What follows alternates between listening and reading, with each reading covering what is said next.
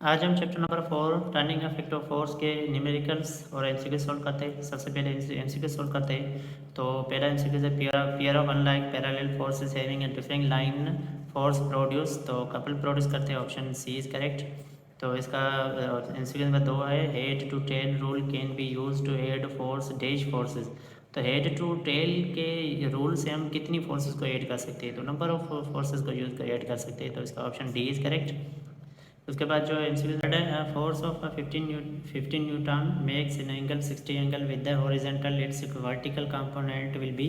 तो vertical component हमें मालूम करना है। कंपोनेंट के लिए फार्मूला है कि F Y is equal to F Y, vertical को रिप्रेजेंट करते हैं वाई से, F Y is equal to F sine theta. ठीक है, तो एफ की वैल्यू हमें कितनी मिली हुई है 15, साइन थीटा की वैल्यू कितनी मिली हुई है 60। तो 15 सेम का सेम, साइन 60 की वैल्यू अंडर रेडिकेट 3/2। तो इनको सॉल्व करोगे तो हमारा आंसर आ जाएगा 12.9, राउंड ऑफ करोगे तो हमारा जवाब आ जाएगा 13 न्यूटन। तो हमारा ऑप्शन जो है इसका सी इज करेक्ट। उसके बाद इसके नंबर जो है 4 है body is in equilibrium when it's.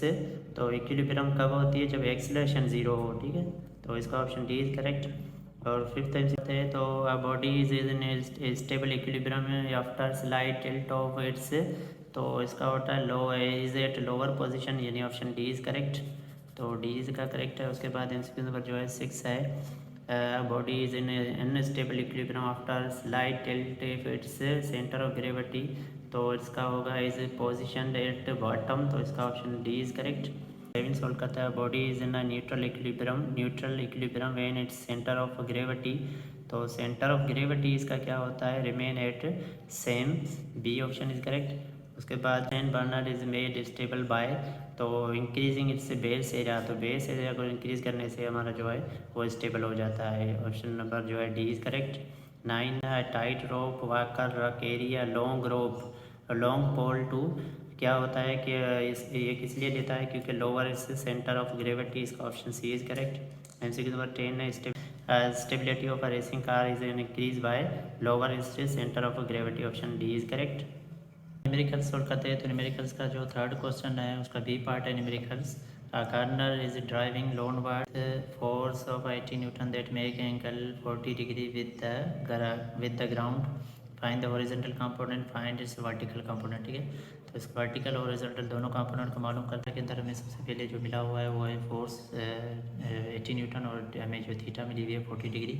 Require क्या है? वर्टिकल कंपोनेंट जिसको एफ एक्स करते हैं और एफ वाई वर्टिकल कंपोनेंट से मालूम करते हैं। फार्मूला कौन सा लगेगा? हॉरिजॉन्टल कंपोनेंट क्या लगता है? F X is equal to F cos theta.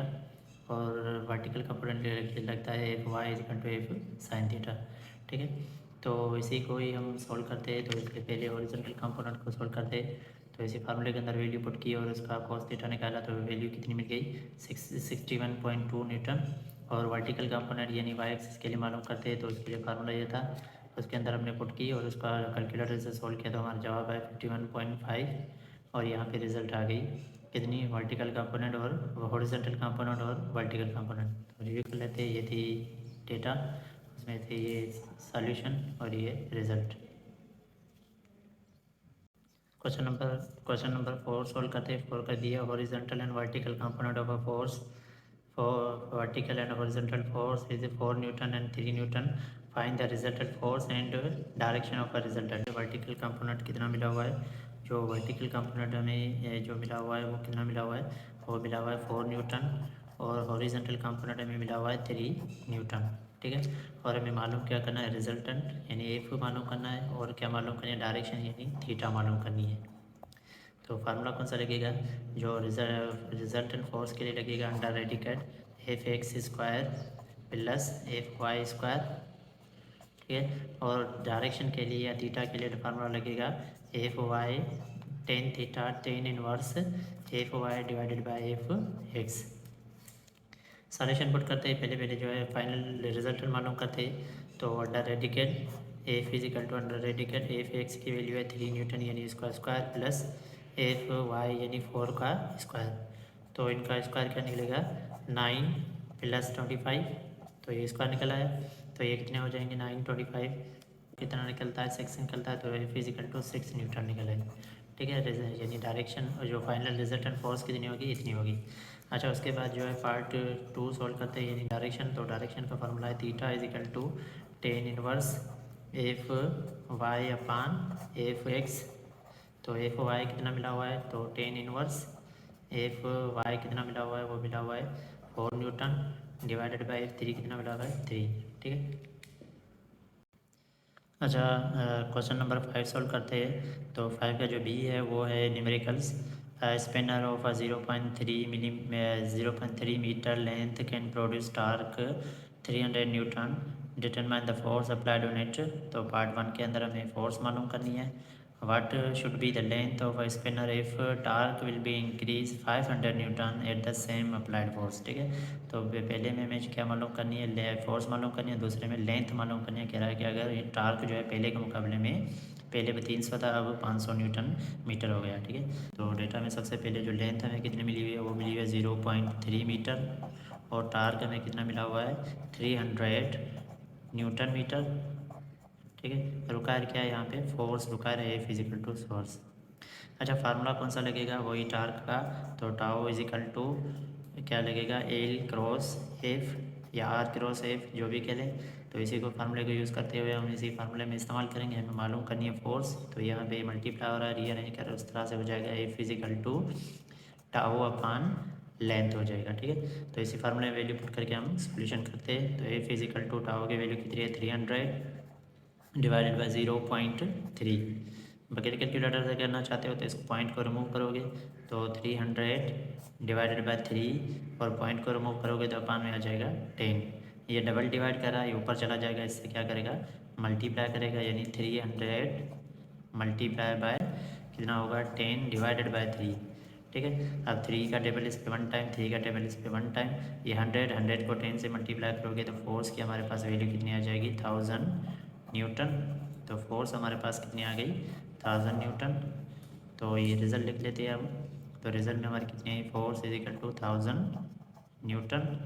ये आ गया पार्ट 1 का आंसर। ठीक है। तो ये पार्ट 1 का आंसर रहा, ये थी डेटा, डेटा में से ये सॉल्यूशन, सॉल्यूशन के बाद ये हमारी रिज़ल्ट। 2 के अंदर कह रहा है कि सेम फोर्स लग रही है, टार्क अब इंक्रीज़ हो गया है, पहले 300 न्यूटन था, अब कितना हो गया 500 न्यूटन मीटर, और फोर्स वही हमें जो पहले पार्ट में मालूम किया वही लग रही है। अब बताओ कि लेंथ कितनी होगी। ठीक है। तो लेंथ मालूम करनी है 1000 न्यूटन। ठीक है। तो यहाँ पे रुकायर क्या है, लेंथ, यानी डी कहें या एल कहें या आर कहें, वो हमें रुकायर है। फार्मूला कौन सा लगेगा, tau is equal to D cross F. इसको रीअरेंज कर लेंगे, यानी D is equal to tau upon F. तो टार्क को रिप्रेजेंट करते हैं, ग्रीक लेटर है टाओ। तो सॉल्यूशन करते हैं, तो डी इज इक्वल टू क्या हो जाएगा, टाओ की वैल्यू कितनी है 500 newton divided by newton metre divided by 1000 newton. Newton newton से कैंसिल हो जाएगा, 2 0 यहाँ से कैंसिल, 2 0 यहाँ से कैंसिल। डी के जवाब आया 5 अपान 5 में वहाँ पे मीटर बचा अपान 10। 2/5 का टेबल इस पे 1 टाइम, इस पे 2 टाइम, तो जवाब आया 1/2 मीटर। 1/2 को हम इस तरह से भी लिख सकते हैं 0.5 मीटर। तो हमारे रिजल्ट आ गए, यहाँ पे रिजल्ट में लिखेंगे तो D is equal to 0.5 metre. तो रिजल्ट आ गए हमारे पास, रिव्यू कर लेते हैं। तो ये था क्वेश्चन, उसकी डेटा, डेटा के बाद हमारे ये सॉल्यूशन, सॉल्यूशन के बाद हमारी ये रिजल्ट। कहता है कि 6 का बी पार्ट है वो जो है न्यूमेरिकल्स का, uniform metre rod is suspended at is centre is balanced by 2 force. ठीक है। 2 फोर्स मिली हुई है, 12 newton and 20 newton. if 20 newton force is applied at that if 20 newton force is applied at the distance of a 3 meter from the pivot point, find the position of a 12 newton force on the other side। ठीक है। अब कह रहा है कि एक जो है सस्पेंड एक बैलेंस रॉड है जिसपे 2 फोर्स लग रही है, एक 12 न्यूटन, दूसरी 20 न्यूटन। ठीक है। तो कह रहा है कि अगर 20 न्यूटन पे जो फोर्स लग रही है वहाँ से डिस्टेंस कितना है 3 मीटर। तो बताओ कि अगर 12 न्यूटन पे जो फोर्स लगेगी वहाँ पे डिस्टेंस का भी, तो F1 कितना मिला हुआ है 20 न्यूटन, F2 कितना मिला हुआ है 12 न्यूटन, और D1 यानी D1 कितना मिला हुआ है 3 न्यूटन। तो हमें रुकायर क्या है D2, यहाँ पे D2 कितना रुकायर होगा वो हमें रुकायर है। ठीक है। उसके बाद जो दूसरे पार्ट के अंदर रुकायर है कि इफ़ D1 इज़ 4 मीटर। ठीक है। पहले D1 कितना है 3 मीटर, अब क्या है 4 मीटर, देन द फोर्स, तो फोर्स 2 हमें मालूम करनी है। ठीक है। तो फार्मूला कौन सा लगेगा, फार्मूला लगेगा F1 D1 is equal to F2 D2। तो यहाँ से हमें D2 मालूम करना है, तो ये इधर मल्टीप्लायर और उधर जाकर डिवाइड होगा। पहले पार्ट के लिए ये फार्मूला लगेगा, सेकंड पार्ट के लिए भी यही फार्मूला लगेगा। तो पहले D2 मालूम करना है, तो ये इसको रीअरेंज कर लेते हैं। तो D = ये इधर मल्टीप्लायर और उधर जाकर क्या करेगा, डिवाइड करेगा। तो F1 D1 अपान F2, इसी फार्मूले के अंदर वैल्यू पुट करते हैं। तो F1 कितना मिला हुआ, वो मिला हुआ है 20 डिवाइड मल्टीप्लाई बाय D1 कितना मिला हुआ है 3 डिवाइडेड बाई F2 कितना मिला हुआ है 12। तो इनको आपस में मल्टीप्लाई करोगे हो जाएगा 60 डिवाइडेड बाई 12। 12 1 12, 12 5 60। तो D2 कितना मिल गया हमें 5 मीटर। D2 हमारे पास पार्ट 1 का जो रिजल्ट आ गई वो कितनी मिल गई 5 मीटर। अब जो सेकंड पार्ट के अंदर हमें यहाँ पे कह रहा है, यहाँ पे अब सेकंड पार्ट के अंदर ये कह रहा है कि if 20 newton force is moved to 4 centimetre from the pivot, find the force to replace 12 newton. तो कहने का मतलब है जो पेविट था पहले डिस्टेंस जो था हमारे पास 12, जो F2 के पास जो फोर्स का डिस्टेंस था वो था 3 मीटर। ठीक है, अब कह रहा है 3 मीटर से हमारा कितना हो गया है, वो हो गया 4 मीटर। तो बताओ कि F2 वाली फोर्स अब रिप्लेस होकर कितनी होगी। ठीक है, ये मालूम करना है। तो ये रहा हमें सेकंड पार्ट के अंदर। तो सेकंड पार्ट कैसे नशन कर लेना, अब D1 जो है 3 नहीं 4 रखेंगे। ठीक है, पार्ट 2 है, तो ये पार्ट 1 था। अब ये पार्ट 2 को सोल्व करते, तो वही फिर फार्मूला को रीअरेंज कर लेते। F1 D1 = F2 D2। तो यहाँ से F2 मालूम करना है, तो यहाँ पे हो जाएगा ये इधर मल्टीप्लाई करा उधर जाकर डिवाइड करेगा। तो F1 D1 अपान D2। ठीक है, तो इसी को पुट कर लेते हैं। सबसे पहले F1 कितना मिला हुआ है, F1 मिला हुआ है 20 न्यूटन। ठीक है, F1 मिला हुआ है 20 न्यूटन मल्टीप्लाई बाय D1 कितना रखेंगे, अब 4 रखेंगे, पहले 3 रख रहे थे, डिवाइडेड बाय D2 यहाँ से जो हमने मालूम किया वो रखेंगे 5। टेबल लग रहा है 5 1 5, 5 4 20, 4 4 16। तो हमारे पास F2 की वैल्यू कितनी आ गई 16 न्यूटन। ठीक है, तो रिज़ल्ट लिख लेते हैं अब यहाँ पे। तो रिज़ल्ट आई पहले जो D2 कितना आया वो आया 5 मीटर, और हमारे पास F2 कितना आया वो आया 16 न्यूटन। तो रिज़ल्ट आ गई हमारे पास। तो रिव्यू कर लेते, ये था क्वेश्चन में से रुका के बाद ये हमारी सॉल्यूशन के बाद हमारी ये आ गया रिज़ल्ट। 8 को सॉल्व करते हैं। 8 का बी जो है न्यूमेरिकल्स है। A mechanic uses double arm spinner to turn a nut. He apply a force 15 newton on each end of the spinner and produce torque 60 newton. What is the length of a momentum of our couple. तो momentum of couple ये हमारे पास length, हमारे पास force कितनी मिली हुई है, वो मिली हुई है 15 न्यूटन लगा रहा है। ठीक है, तो टार्क यहाँ पे प्रोड्यूस हो रहा है 60 न्यूटन मीटर। तो यहाँ पे D2 मालूम करना या D डिस्टेंस मालूम करना या आर्म मोमेंटम आर्म कह लें। ठीक है, तो मोमेंटम आर्म आप लोगों को पता है कि एक स्पिनर है नट टाइप थे कुछ इस तरह से, कुछ जो स्पिनर है डबल टाइप थे। तो यहाँ पे जो फोर्स लग रही है वो फोर्स कितनी लग रही है 15 न्यूटन, और जो टर्न होकर टार्क प्रोड्यूस कर रहा है 60 न्यूटन। तो यहाँ से लेकर यहाँ तक जो डिस्टेंस होता है उसको ये मोमेंटम आर्म कहते हैं। तो वो हमें मालूम करना है। तो D फार्मूला ये लिखेगा, इसको रीअरेंज कर लेते हैं। यहाँ से D मालूम करना है या L मालूम करना है या R, तो ये मल्टीप्लाई और उधर जाकर डिवाइड होगा। तो टाउ डिवाइडेड बाई F, इसी फार्मूले के अंदर वैल्यू पुट करके हम D मालूम करते हैं। तो टाउ कितना मिला हुआ है 16। ठीक है, 16 newton metre divided by F कितना मिला हुआ है 15 न्यूटन। न्यूटन से कैंसिल हो जाएगा। 15 1 15, 15 4 60।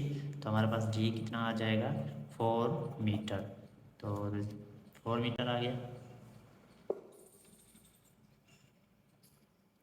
4 मीटर आ गया। ठीक है, तो ये आ गई रिजल्ट 4 मीटर आ गया। ये था पार्ट बी। ठीक है, ये 8 का पार्ट बी। का पार्ट सी जो है, if he want to produce torque 80 newton with the same spinner then how much force he should you applied. ठीक है, तो अब कह रहा है कि स्पिनर सेम है लेकिन टार्क पहले के मुकाबले में बढ़ा दिया है। ठीक है, 80 न्यूटन। तो यहाँ पे जो पहले हमारे पास टार्क कितना आ रहा था फर्स्ट पार्ट के अंदर, वो था 60। अब टार्क कितना प्रोड्यूस कर रहा है 80 न्यूटन मीटर, और बता रहा है कि सेम स्पिनर है। सेम स्पिनर है मतलब जो डिस्टेंस हमने मालूम किया है वही सेम रखेंगे। तो बताओ कि अब फोर्स कितनी होगी, तो फोर्स हमें मालूम करनी है सी पार्ट के अंदर। ये और डी कितना मिला हुआ है जो अभी हमने मालूम किया, कह रहा है कि सेम स्पिनर है, तो सेम स्पिनर के अभी हमने जो मालूम किया था डिस्टेंस वो कितना आया था 4 मीटर। तो ये रुकायर क्या है हमारे पास, फोर्स रुकायर है, क्वेश्चन मार्क फार्मूला लगेगा ये। तो यहाँ से फोर्स मालूम करनी है, ये इधर मल्टीप्लाई करा उधर जाकर डिवाइड करेगा, तो tau is equal to D. तो पुट कर लेते हैं, टाओ पे कितना मिल गया है, यानी टार्क कितना मिला हुआ है 80 newton metre divided by distance कितना मिला हुआ है 4 मीटर। मीटर मीटर से कैंसिल, 4 1 ज़ा 4, 4 2 ज़ा 8, ज़ीरो का सेम। तो हमारे पास फोर्स कितनी मिल गई, जो फोर्स हमारे पास मिल गई 20, ऊपर बचा इन न्यूटन। तो रिज़ल्ट लिख लेते हैं, तो रिज़ल्ट हमारे पास कितनी आ गई 20 न्यूटन। तो ये आ गया हमारे पास रिज़ल्ट। रिव्यू कर लेते हैं, ये था क्वेश्चन के बाद फार्मूले के बाद सॉल्यूशन, और ये हमारी आ गई रिज़ल्ट। 9 सोल्व करते हैं। 9 का जो है बी जो है और न्यूमेरिकल सा, uniform metre rod is balanced at the 30 centimetre mark when load of 80 0.80 newton is hang at the play at the zero mark. तो पहले पार्ट के अंदर what point on the roll is centre of gravity of a roll हमें roll की centre of gravity मालूम करनी है। दूसरी बात calculate the weight of a roll, तो रोल का कैलकुलेट कि किस तरह से कोई मीटर रोड है, वो मीटर 1 रोड है, तो उसके बाद जो इसी पेवट के अंदर जो बैलेंस हुई है, बैलेंस के बाद जो है 0.2 यहाँ पे जो है 0.3 मीटर है, तो बाकी कितना बचेगा हमारे पास बचा है, तो इस तरफ कितना बचेगा 0.7 बचेगा। तो हमें क्या करना है, सेंटर ऑफ ग्रेविटी मालूम करना है, ठीक है। एक मीटर रोड है 0.3 इस तरफ है, 0.3 मीटर इस तरफ है, तो यहाँ पे कितना बचेगा 0.7 मीटर बचेगा, ठीक है। तो हमें सेंटर ऑफ ग्रेविटी मालूम करनी है, ठीक है। क्वेश्चन नंबर 9 जो है कुछ इस तरह से है कि एक पिवट है, पिवट ऐसी पॉइंट जहाँ से रोटेट कर सके, ठीक है। तो यहाँ से लेकर यहाँ तक जो डिस्टेंस हमें मिला हुआ वो है 0.3 मीटर। तो ये 1 मीटर रोड है, पूरी की पूरी जो लेंथ है वो 1 मीटर रोड है, ठीक। तो 1 मीटर रीड है, बाकी यहाँ पे कितना बचेगा 0.7 मीटर। अब बताना है सेंटर ऑफ ग्रेविटी, पहले पार्ट के अंदर हमें सेंटर ऑफ ग्रेविटी मालूम करनी है। तो सेंटर ऑफ ग्रेविटी यहाँ पे कह लें कि ए पॉइंट है, ये बी पॉइंट है। सेंटर ऑफ ग्रेविटी मालूम करने का क्या है कि centre of gravity COG, centre of gravity का फार्मूला है AB/2। तो इस तरह से हम सेंटर मालूम कर सकते हैं। तो ए से बी के दरमियान डिस्टेंस, टोटल डिस्टेंस कितना है 0.3 और इस तरफ 0.5, टोटल बनेगा 1 मीटर। तो 1 मीटर डिवाइडेड बाय 2, तो डिवाइड करेंगे तो हमारे पास जवाब आ जाएगा 0.5 मीटर, ठीक है। ये सेंटीमीटर, अच्छा सॉरी, यहाँ पे जो वैल्यू मिली हुई थी बुक के अंदर वो मिली हुई थी 30 सेंटीमीटर है, ठीक है। तो 30 सेंटीमीटर को मीटर में कन्वर्ट करोगे तो 0.3 आ जाएगा। तो हमने मीटर के अंदर यहाँ पे वैल्यू पुट की है ताकि हमारा ये सही यूनिट आ जाएगा। तो पहले पार्ट के अंदर सेंटर ऑफ ग्रेविटी हमारे पास कितना आ गया 0.5 मीटर, ये आ गई रिजल्ट। अब क्या करते हैं, पार्ट 2 का सॉल्व कर रहा है। पिवट से जो पहला पॉइंट था वो 0.3 मीटर था। अब हमारे पास सेंटर ऑफ ग्रेविटी हमने जो मालूम किया वो यहाँ पे हो जाएगा सेंटर पे 0.5। तो टोटल जो थी 1 मीटर रोड, उसमें से 0.3 इस तरफ, 0.5 इस तरफ, तो 7 में से 0.5 माइनस करेंगे तो 0.7 टोटल, ये इससे माइनस करेंगे 0.5, तो हमारे पास चला जाएगा 0.2। तो यहाँ से डिस्टेंस हो जाएगा 0.2, जो है यहाँ पे हो जाएगा D2। ये इसलिए कि हमारे पास जो फार्मूला है उससे मालूम करते हैं। तो हमारे पास फार्मूला है F into D is equal to W into D, ठीक है। तो हमें वेट मालूम करना है सेकंड पार्ट के अंदर। फोर्स हमारे पास जो है डेटा के अंदर हमारे पास मिली हुई है, वो कितनी मिली हुई है, फोर्स मिली हुई है 0.8 न्यूटन, ठीक है। फोर्स हमारे पास डेटा के अंदर मिली हुई है। तो इसी फार्मूले के अंदर वैल्यू पुट करते हैं 0.8, ठीक है, मल्टीप्लाई बाय पहला डिस्टेंस इस तरफ जो है, ठीक है, इस तरफ फोर्स लग रही है वो 0.8, तो डिस्टेंस यहाँ पे कितना है 0.3 इज इक्वल टू वेट हमें मालूम करना है मल्टीप्लाई बाय D2। अब यहाँ पे मालूम करना था, ठीक है, D2 जो वेट यहाँ पे जो असर होगा, ठीक है, वो मालूम करना था। तो D2 को हमने किस तरह से मालूम किया, टोटल थी 1 मीटर रोड, 1 मीटर रोड का जो इस तरफ था वो था 0.3, तो 0.3 तो इस तरफ बाकी बचेगा 0.7 का जो सेंटर ऑफ ग्रेविटी यहाँ पे आ जाएगा यानी 0.5। तो 0.7 से माइनस करेंगे तो जहाँ पे गया वेट का लोड आ जाएगा, ठीक है। तो D2 हमारे पास आ गया 0.2, 2। तो ये इनको आपस में मल्टीप्लाई करेंगे तो जवाब आ जाएगा 0.24 is equal to W multiply by 0.24। तो इनको आपस में ये इधर मल्टीप्लाई करा उधर जाकर डिवाइड करेगा 0.24 divided by 0.2 is equal to W। तो इनको आपस में डिवाइड करोगे W वेट का यूनिट 1.2 न्यूटन, वेट का यूनिट क्या न्यूटन, तो ये आ गई रिजल्ट।